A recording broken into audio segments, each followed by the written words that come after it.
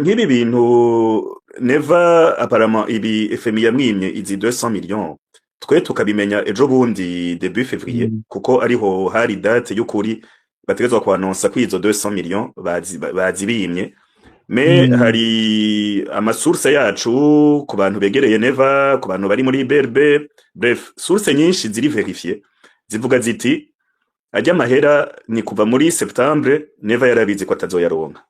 Okay. Euh, hama ndabaza nti none ninde ku isi yokwanka 200 millions de dollars afise igihugu ca mbere gikenye ku isi atanima ry'igitoro afise abanyagihugu bakenye imiti itakigurwa kubera ayo madolari atagihari ukenye gushika naho ufungisha abaganga bawe ngo nuko bagusavye bongere amahera naho nyene bo bahemba mu marundi.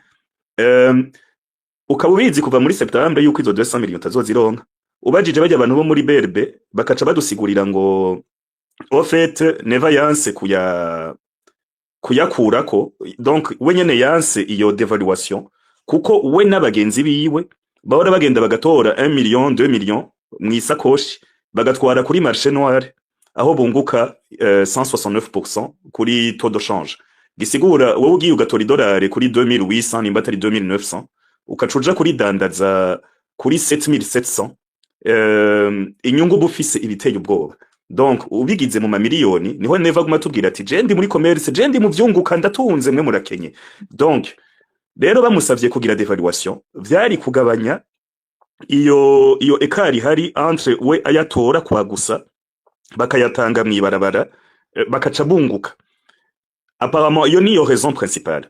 Iya kabiri abantu bo muri BRB baca batubwira ngo aussi ngo ntibashatse kwemera yuko bijya bihano abazungu bari babagiriye muri 2015 vyari vyakubise igihugu hasi kandi que c'était leur faute kuko nimba barahanwe c'était leur faute kuko umuzungu ntaguhana ngo ABCD si bivyo mu Burundi bakurenganya uko bishakiye. So batubwiye yuko kuko ngo ubu ngo ni année électorale ngo yemeye devaluation ngo abantu ngo le peuple yoca itahura ko yari yarihenze. Nkumva umenga izo raisons zose uko ari zibiri iyo ya mbere yo kugira amatodo change ukayakubita hasi yose ukayijyana niyo raison ya kabiri iri egoiste yo kuvuga ngo nshaka kwitwara na jenyene ngo akanyarigabo ngo sinshaka kwerekana ko ibihano vyankubise kandi twese tubibona wowe vyibaza ku iki izo raison canke ako kantu ko kubura 200 millions umuntu akabandanya nkuko umenga ntacabaye akaca guma tubwira ngo mu Burundi nasanda ariho gihugu conyene kidafise ingorane. Je nibaza ko wanashaka nivyo yuko tuzi yuko hariyo amanyanga menshi abera muri gestion y'amadovize ariko muri bijya justement ntuze en fait FMI nukubanza gutahura FMI carico. FMI yashizweho ahitandukaniye na Banque Mondiale nuko Banque Mondiale ntuze itanga amahera ku ma projet y'iterambere. FMI nayo yashizeho kugira irabe ikibazo c'ama paiement internationaux ibintu en fait ikibazo c'ama monnaie internationale. Hanyuma rero ni ibintu byinshi muri iki kibazo en fait ibintu vyerekeye bifatiye ku ma devise. Donc igihugu cananiwe kuriha dufata amadeni yacu canke kugira iki haca haza FMI haza Banque Mondiale. Donc rero ibintu byinshi byavugwa uravye canke uravye no kwisi yose ibintu donc ahantu wese FMI iza FMI imisi yose irexija haramantuza ama reforme ibanza kuexija hama nk'ikintu kimwe twari tuzi yuko twumva yuko yexija yavuga ati iyi gestion ya ntuza ya Banque Centrale ya BRB il faut ko ihinduka il faut yuko haba ama reforme menshi kugira BRB donc igire gestion de la monnaie bivanye bishingiye ku makriteri atari uko abantu bakoresha uko bashaka. Hama rero ico urumva n'ikintu bagikoze coca gikuraho burya buryo bahora bakoresha bwo kuvuga uti bwo guhana amadolari kugira iki kuko numvise bon ivyo numvise nuko harabaye baraje baragira audit bakavuga bati none ko tuzi donc hari amanorme yo kujera ikintu cose ni nka bank canke entreprise yose comptabilité canke ku ingene ujera trésorerie mu bisanzwe n'umuntu muhiriwe yarakwiye kubigira gutyo agashiraho amanorme yo kuvuga ingene akurikirana ingene ajera ibintu. hama rero ivyo urumva vyumvikana yuko ku gihugu ho rero n'ikindi donc biri ku amanorme ari ku rundi rwego. Hama rero hari ukuntu donc ama banque centrale ukuntu monnaie y'igihugu ukuntu donc ukuntu bayitunganya bakayigera. Hama rero donc ivyo bintu vyose rero urumva ugiye kubikorako ukavuga uti reka bikorwe de façon professionnelle avec ama critères hanyuma vyumvikana yuko kumbure hari izindi nyungu z'abantu bari mu butegetsi zidasubira baba bakozeko. Alors est-ce que abo bantu barareka yuko ivyo bintu biba canke bakavyanka akavuga ati no none twebwe uzoba udukuye donc kw'isoko ryacu ry'ahantu twakura amantuze. Alors harimo n'ibindi vyinshi ubona ashaka ukuntu par exemple bagira amabanki bakagura dette iri emise par la BRD. Ivyo bintu vyose donc vyumvikana yuko iyo amabanki akoresheje epargne y'igihugu kugira agure dette uba uriko urakura amahera muri ayo mahera yogenda gufinansa ama activité commerciale, ama activité yo kugiza umwimbu yo gukora kw'abaja mugabo akagenda gufinansa leta. Donc rero ivyo vyose ari ibintu vyinshi FMI nibaza yuko hari abantu benshi kumbure batanatahura kuko nayo mahera bavuga izo miliyoni 200 burya FMI ntipfa kuyaguha ngo akira ngo kugira ngo ugende neza. Bakubwira ati ubanje ukagira iyi reforme iyi niyi tuzogira intuze tuzoguha amahera, tuzoguha amadolari kugira ushobore kandi nabone mukumvikana neza ingene uzoyakoresha. Alors rero uravye ikintu conyene gishobora kuboneka je mbona nuko uravye ukuntu ihera ry'u Burundi donc ririjere uno munsi biragaragara neza yuko en fait umugambi uri ku butegetsi udashobora kwemera ko ibintu bihinduka. Udashobora kwemera ko ibintu bihinduka kuko nibaza ko kugira umugambi ugume usenyera ku mugozi umwe, nibaza ko bose bashize kwajya bavuga ati okay naka muzohakuramo iki. Nibaza ko arico gituma baguma bari kumwe kubera bafise ico bahurirako ahantu bakura amahera. Rero ivyo ubikuyeho vyobagora gusubira kugira ubumwe kugira bashobore kugumana ubutegetsi. Donc rero je nibaza ko na kera narindi narabona yuko en fait ivyo biganiro barimwo ko bitazopfa ko ataco bizovamwo. Hama ivyo bavuze yuko bashobora kuba baragize kuva mu kwezi kw'icenda mu mwaka uheze boba yarabizi yuko ayo mahera batazoyatanga. Bon sinibaza ko yari abizi mu kwezi kw'icenda gusa kuko barumvikanye yuko yari programme menga izomara iri ku mezi 40. Ni ukuvuga amezi 40 n'imyaka 3 ni imyaka 3 irenga gatoya. Rero hose ashaka etape yose muriko muranegosia irafise ikiringo imara. Rero etape ya mbere ya kabiri ya kane uko vyanditse kose donc haragera ahantu utari kurashira mu ngiro ayo mareforme mwumvikanye bateba bakakugira intuze bakavuga ati bon écoute ibintu bitagiye mu nzira nta kundi tuzobivamwo. Hama ko batabishize mu ngiro ico ni kimwe ni ikintu cagaragara kandi nibaza ko byaragaragara yuko batazobishira mu ngiro kuko nibaza ko hari inyungu nyinshi z'abantu bwite bakomeye bari mu mugambwe batwara Uburundi zituma bagira intuze batokubahuka. Nawe nibaza ko na president nawe naho yoba ashaka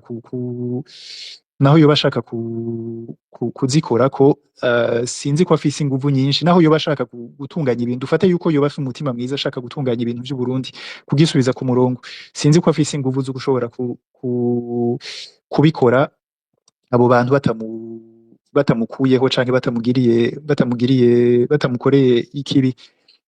Rero nibaza ko araho bihagaze. aho neva yari gushaka devaluation abo bakorana ivyo vyo gutora amahera muri BRB nk'ubu atoye 1 million y'amadolari muri BRB ayitora kuri 290 miliyari niko novuga, mm, agaca mm, agenda no ndihenze muri 2 miliyari 900 pardon, agaca agenda mm, kuri marché noir bakaca bamuha 7 miliyari, mu kanya gato mm, akaba yungutse 4 miliyari y'amarundi gutya pa ataco yakoze, mm, hama tukaca mm. tubura imiti tukaca tubura igitoro, donc abo nyene nibo batamwemereye devaluation. Oya, bon, oya, simvuze ngo niwe watamwemereye devaluation kuko sinzi ingene vyagenze nawe nyene ubwiwe sinzi ko afise umutima wo guhindura ibintu. Ariko biragaragara yuko uravye ukuntu vyagenda n'inyungu zihari vyumvikana yuko ukaraba n'ukuntu umugambi uri ku butegetsi CNDD-FDD ukuntu abantu bakomeye n'ingene donc urabona yuko nawe nyene ubwiwe uno munsi naho navuze nti naho yoba ashaka guhindura ibintu nta nguvu nyinshi gushika uno munsi ziboneka yuko yari kuba afise kugira ashobore ivyo bintu kubihinduka kuvyubahuka. Rero muga nawe sinavuze yuko nawe nzi yuko afise uyo mutima muga biragaragara yuko ni naco gituma afite nayo mantuze nayo manegociation na FMI atashobora kuja kure kuko urumva uvuze uti ukuntu amahera asohoka donc asohoke muri transparence hanyuma ibintu bibe audité ibintu bigende kuko n'abantu muri FMI en fait ntibapfa kuguha amahera baca bazana abantu babo harya FMI igihugu cose kigiye gusaba amahera ni nka entreprise igiye gusaba amahera muri banki umubanki wese aguhaye amahera araraba arakubwira ati zana amakonti kugira umubanki yaguha uri entreprise kugira umubanki aguhe ideni urabanza ukamuzanira amakonti yawe akabanza akayaraba hama abonye ukora nabi arashobora kwima ideni canke akagira intuze canke akakubwira ati ukigira banza ugenda utunganye ibi n'ibi ashobora kukubwira ati genda wowe ukoresha par exemple muri comptabilité ukoresha ama tableau Excel bya bintu vya kera canke vy'abantu vy'utu entreprise udushiramwe duto duto aho ubwira ati no gura logiciel comptable hanyuma imwe iharura kandi yerekana tuje tukaraba ca tubona n'ibintu uriko urakora rero umuntu wese aguha amahera nuko bigenda rero muri ibi vy'ibihugu n'ibintu nka surtout nk'ukuntu FMI ikora bo baca barungikira n'abantu babo muri banque centrale muri ministère des finances bakicara hajya bakagira intuze donc ligne yose y'amahera asohoka barinda kuyapruva babwira ati nitwe turiko turaguha amahera rero ibi bintu amahera ntashobora gusohoka uko ashaka murumvikana neza ibintu ingene asohoka ivyo ikintu azoba ariko arakora ayo mahera est-ce que vyoba ari bibi ko FMI iza ikabafasha kujera ko mbona vyabananiye kujera bakababwira ati iyi ligne ntiza gusohoka uyu miliyoni musohoye tubizi neza yuko mugira mu twari kuri marché noire ntimusohore turabatakambye reka umuntu agenda gura imiti kuko ntayo musanzwe mupudwiza mu gihugu canyu reka naka agenda gura igitoro ayo mahera muguma mwakumira ntaco muriko murafasha abantu vyoba ari bibi FMI ije ikabafasha kujera bon oya urumva alors harimo ico kirimo tubakire canke tubanze uduhe inyishura plap comme ça tuce twakira abashitsi. Okay, nibaza ko kimwe nuko uno munsi aho Burundi bugeze muri ekonomi y'u Burundi muri ama finance publique n'ibintu byose aho bigeze hajya nta muntu agenda guhamagara FMI bayihamagara en dernier ressort nta muntu agenda kuyihamagara kuko n'ama prescription ifise n'ama prescription atagoye ni nk'umuntu yagwaye bikanka akagenda kwa muganga kubera atabundi buryo agishobora kuronka amadovize amadolari yo kuja kuri ntuze kugira commerce international kuja kugura ibintu mu mahanga rero tout ou tard izoza kuko nta wundi muntu akora ku kazi atariyo rero hanyuma bizorinda kuba n'ubu bitabaye uno munsi bizoba ejo kuko alors bifuma biba kare wanashaka kandi ifo ko abantu bumva yuko si ibintu wanashaka vyiza biryoshe mugabo abo bantu baza parce que igihugu gisanzwe carananiwe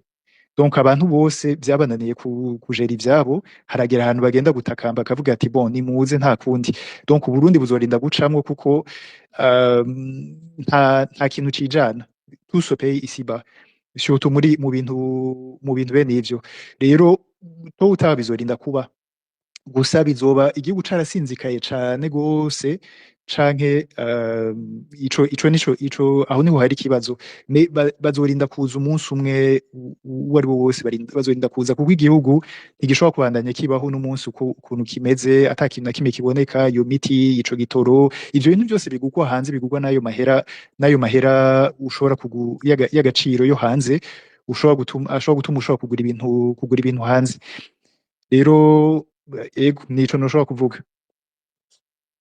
Ok, merci beaucoup. Abantu ndabibutse yuko iyi space nayise après moi le déluge kugira mutahure neza ibi umukohost yaje kuvuga. Uko bigenda kose igihugu kugira gishayuke FMI izorinda kuza kandi ayo makonte azorinda guharugwa.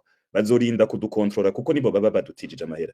Ikindi mwatahuye FMI ni dernier recours. Ubundi abandi bose banse kugutiza amahera sur les marchés internationaux na Banque mondiale yakwimye le dernier recours ni FMI.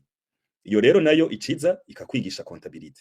Rero igituma navyise après moi le déluge hariho umuntu agira agomane ijya taux de change ya 7700 kuri marché noir na 2000 quelque chose muri kuri berbe baguma bikinira du ping pong bagenda kuyatora kuri berbe kwa gusa bakayatwara kuri marché noir bakagwiza impapuro z'amarundi.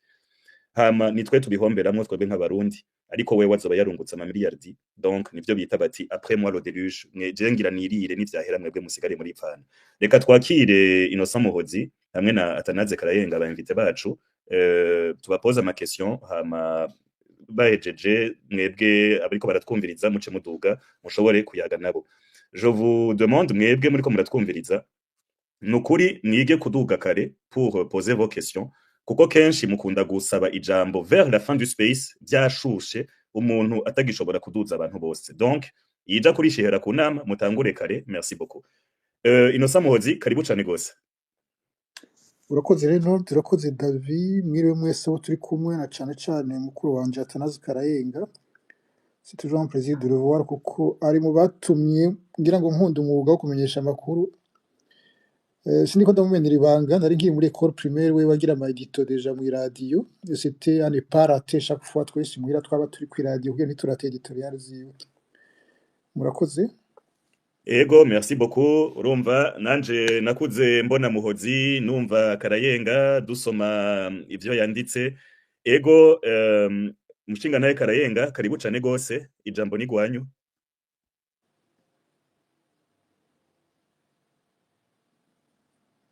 Murashobora guklika kuri micro en bas à gauche kugira mushobore kuvuga.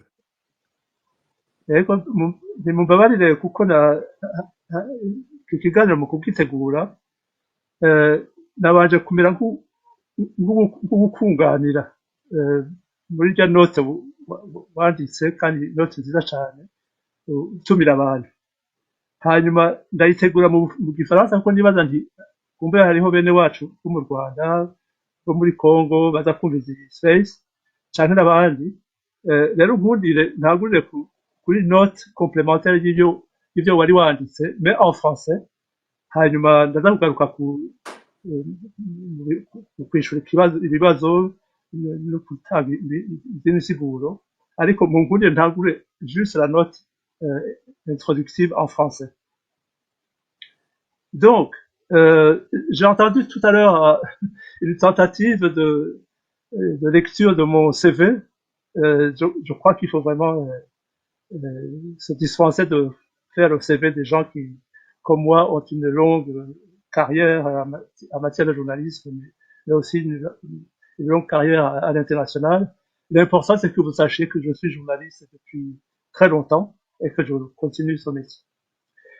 Donc, moi, j'ajouterais à ce diagnostic qui est publié dans la note de Reynolds, qui est un diagnostic très pertinent et très accablant, j'ajouterai 5 points, si vous le permettez. Je pense que le diagnostic peut aussi tenir en compte l'effondrement du système de l'éducation et l'effondrement de la justice, du système judiciaire au Burundi. C'est une évidence, cet effondrement est gravissime. Le deuxième point que j'ajouterais dans le diagnostic de Reynolds, c'est le blocage du système électoral et donc le blocage de toute alternance pacifique à la tête du pouvoir, à la tête de l'État, pardon. J'ajouterai un troisième point pour faire le diagnostic accablant du régime actuel, un manque de perspective gravissime et dramatique pour la jeunesse, une jeunesse qui est condamnée au chômage, une jeunesse qui est condamnée à l'hémorragie vers l'étranger. Vous avez en tête l'exemple de la tragique aventure vers la Serbie. Et actuellement, il y a une centaine de Burundais qui sont bloqués à l'aéroport de Manille aux Philippines. Il y a des Burundais qui sont tellement désespérés qui prendraient n'importe quel avion, n'importe quel bateau, n'importe quel moyen de transport pour quitter le Burundi. Et c'est vraiment dramatique. Et c'est un signe que la situation est très grave. J'ajouterai également un autre point qui n'apparaît pas dans la note de Reynolds, la désorganisation de l'agriculture et de l'élevage, la distribution arbitraire et préférentielle des engrais quand ils sont disponibles. Et quelqu'un me disait hier, les gens meurent de faim littéralement à la campagne et dans les villes. Ce n'est pas une image de rhétorique ou polémique. Il y a actuellement au Burundi des gens qui meurent de faim. Et c'est insupportable. Le dernier point que j'ajouterai à la note de Reynolds, c'est l'emprise du FDLR sur le régime burundais. Parce que beaucoup de gens s'imaginent que c'est plutôt l'inverse. Beaucoup de gens s'imaginent que le régime CNDD-FDD a une quelconque emprise sur le FDLR. C'est exactement l'inverse. Il y a un livre que j'ai sous les yeux qui a été publié par 3 chercheurs allemands, le FDLR, histoire d'une milice rwandaise des forêts du Kivu aux tribunaux de l'Allemagne, qui démontre bien que le FDLR est un État, c'est un État, ils ont les moyens d'un État, et donc ils ont beaucoup plus de moyens financiers, politiques, diplomatiques que le CNDD-FDD. Et je pense que dans le cas du Burundi et du Congo en tout cas, les deux régimes sont plutôt aux ordres du FDLR. C'est pas l'inverse. Au Burundi, on le voit avec cette folie de l'empire bantou qui crée de l'insécurité régionale. Le pays est engagé dans 2 guerres au sud Kivu et au nord Kivu. Tout ça à la botte parce que le Burundi, le CNDD-FDD, a décidé de suivre le FDLR dans cette folie, dans un conflit régional. Voilà, ce sont les 5 points que je me permettrai d'ajouter juste pour enrichir le débat ouvert par Reynolds.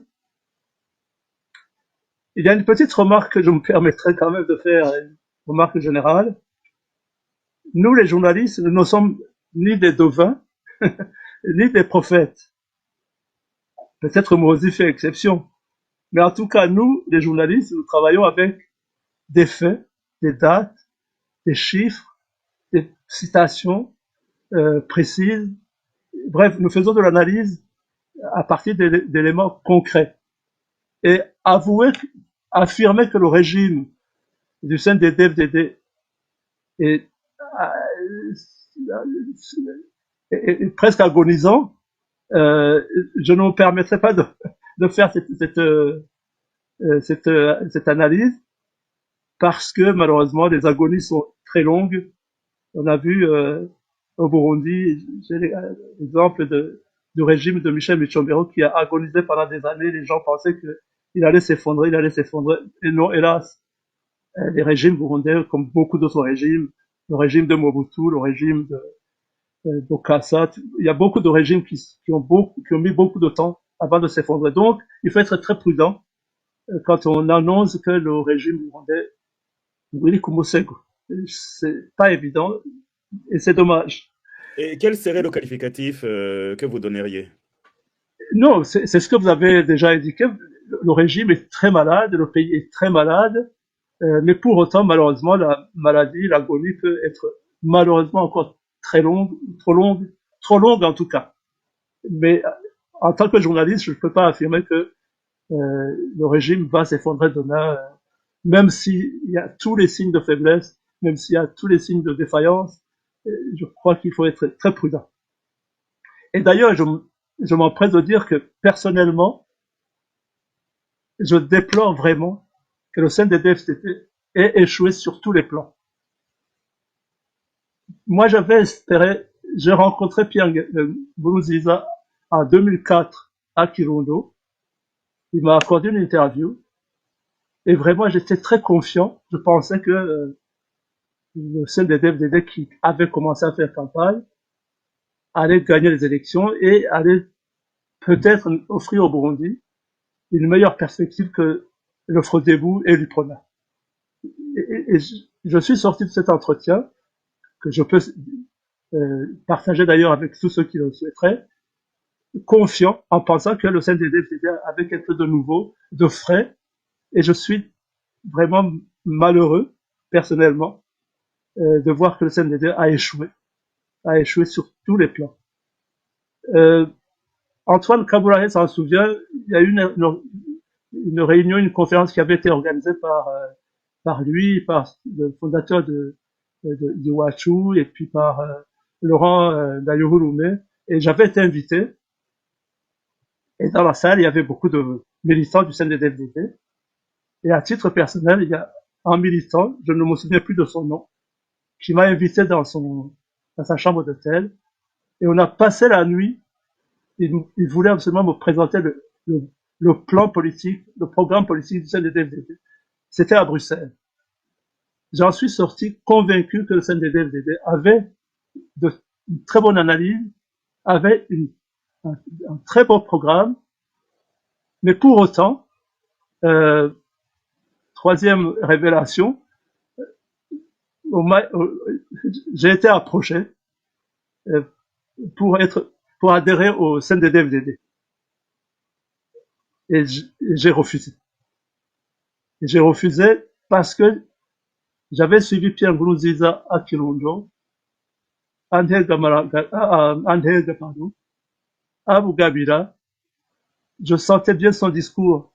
Il était positif, mais j'étais très méfiant du discours des gens qui l'entouraient. Et vraiment, le patron du CNDD-FDD me le pardonne, qui m'a envoyé des émissaires pour que j'accepte d'adhérer au CNDD. Et je me suis méfié de ce parti depuis le début, alors que sur le papier, son programme était vraiment séduisant. Beaucoup de gens se demandent parfois, je l'utilise de façon polémique, d'où vient le mot Semudede. Semudede, c'est une dame, une paysanne de Kirundo, qui avait fui au Rwanda en septembre-octobre 2004, parce que déjà, à Kirundo, dans la campagne, il y avait déjà une campagne de terreur. Et beaucoup de Burundais et Burundaises, surtout d'ailleurs des Burundaises, des femmes Hutus, Tutsis, Twa, Ganois, tout ce que vous voulez, avaient déjà traversé la Kanyaru. Moi, j'étais professeur visiteur à Butare. Nous avons, avec des collègues visiteurs, professeurs visiteurs burundais, nous avons été leur rendre visite, leur apporter à manger. Et j'ai posé la question, mais qu'est-ce que vous fuyez? Pourquoi est-ce que vous fuyez le Burundi? Je vous rappelle, nous sommes en septembre 2004. Les élections de 2005 ne sont pas encore là. Eh bien, cette paysanne m'a dit, nous fuyons parce que on nous dit qu'il y a un parti qui va prendre le pouvoir et qui s'appelle CMUDD. CMUDD, c'est une invention d'une femme paysanne de la région de Kirundo. C'est donc pas moi, l'inventeur de CMUDD, mais sachez que déjà en 2004, au mois de septembre-octobre, la population rurale avait déjà peur du CNDD-FDD. Je disais que l'agonie du Burundi peut malheureusement durer longtemps, parce que malheureusement, de mon point de vue, il n'y a pas de solution politique et militaire qui s'affirme, qui s'affiche. Il y a beaucoup d'initiatives. Vous avez entendu parler de Sinared, de Sefor Arusha. Il y a d'autres initiatives comme celle annoncée il n'y a pas longtemps par notre ami de la RPA. Mais il y a aussi, j'entends, il y a des mots, des noms d'organisations qui ont opté pour les solutions militaires. Mais la grande faiblesse du Burundi, c'est qu'il manque un cœur, un cerveau, ou en tout cas une organisation centrale qui serait comparable à l'organisation AFL M23, qui est en train de piloter et la guerre, la libération du Congo sur le plan militaire, mais aussi sur le plan politique, et qui a une formidable stratégie de communication que tout le monde admire. Et donc, au Burundi, c'est ça la fragilité principale. Nous n'avons pas encore réussi à avoir une organisation centrale qui canalise les énergies magnifiques des organisations de la société civile, des médias, des partis politiques, des organisations qui favorisent la solution militaire. Nous n'avons pas encore réussi à créer une équipe au Burundi de 11 bons joueurs qui sont organisés pour gagner. Et c'est pour ça que je crains malheureusement que le CNDD-FDD profite de cet éparpillement des efforts, des initiatives, des organisations. Il faut donc que peut-être, s'il y a une solution que je peux préconiser, que les gens se mettent d'accord pour créer une organisation commune qui respecte l'identité et le choix des uns et des autres, mais qui respecte la dynamique de tous ceux qui s'engagent pour le changement politique au Burundi. Et c'est d'ailleurs dommage que ce soit la solution militaire qui semble séduisante pour beaucoup de gens, alors que le pays est vraiment exsangue, mais malheureusement le CNDD-FDD semble nous pousser vers cette absurdité, cette impasse militaire. Je suis malheureux personnellement, comme je le disais tout à l'heure, que le CNDD-FDD ait échoué sur tous les plans, alors qu'il avait de bons programmes, un bon projet politique et économique, en tout cas au départ. Je suis aussi malheureux personnellement que nous n'ayons pas jusqu'à présent, depuis l'indépendance du Burundi, un président Hutu qui réussirait, comme Jean-Baptiste Bagaza, au moins, même si Jean-Baptiste Bagaza n'a pas tout réussi, même s'il avait des défauts, mais au moins il avait réussi à mettre le pays, la dynamique de l'industrialisation du pays, en route.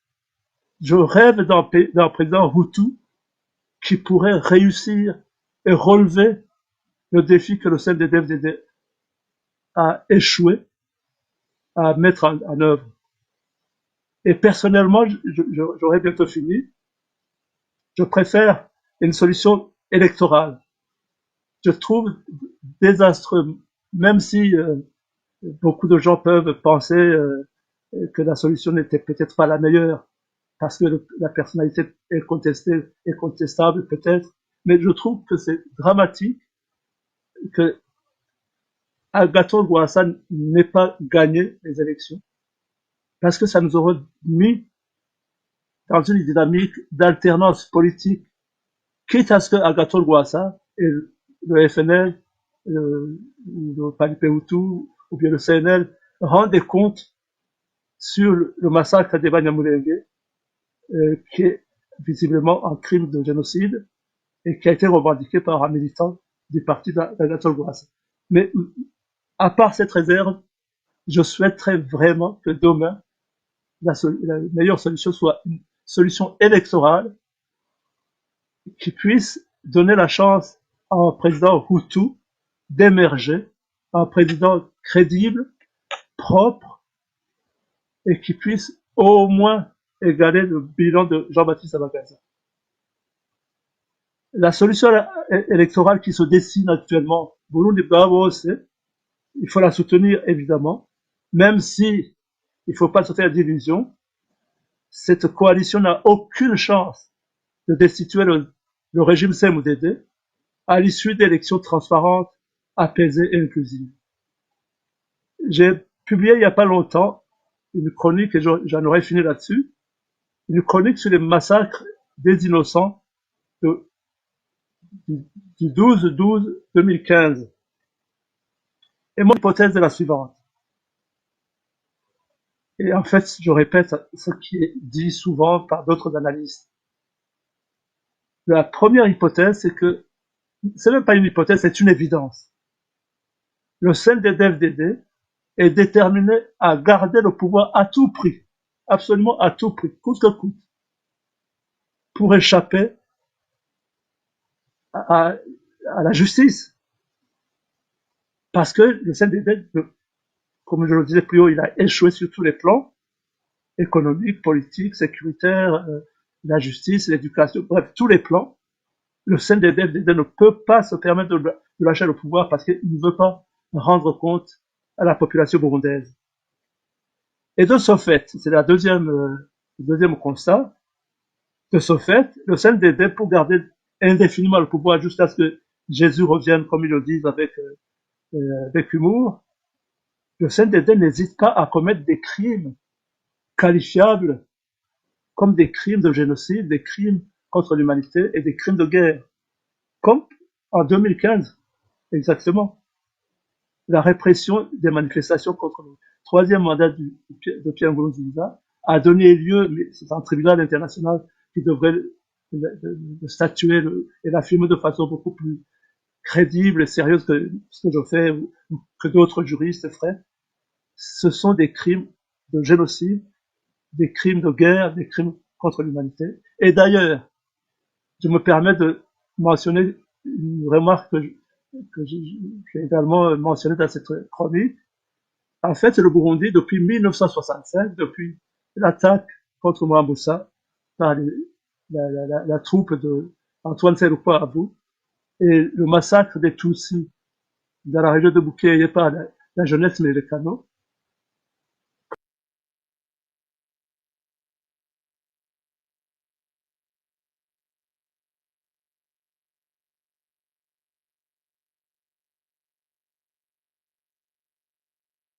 David muramwumva Atanaze? Oya, nibaza ko yagize ikibazo ca connexion, ariko mugabo bon, umwanya aronka connexion peut-être, sinzi ko yagarutse. Atanaze muratwumva? Murabe si vous n'aviez pas mis un... Attends, aranagiye, ingenda yabe... Canke reka ntuze ya Innocent Muhozi abe Ego, aravuga na wene. enchaîner. Moi, j'avais une question pour lui. Ariko aravuga ati, il aurait souhaité une alternance démocratique. Bon, c'est un souhait, twese nivyo twipfuza. Donc, akavuga ati, CNDD-FDD ntizopfa ihavuye démocratiquement. Ati, je déplore abipfuza gukubitana na CNDD-FDD. Mais en même temps, akaca avuga ati, nta yindi choix CNDD iriko iraduha.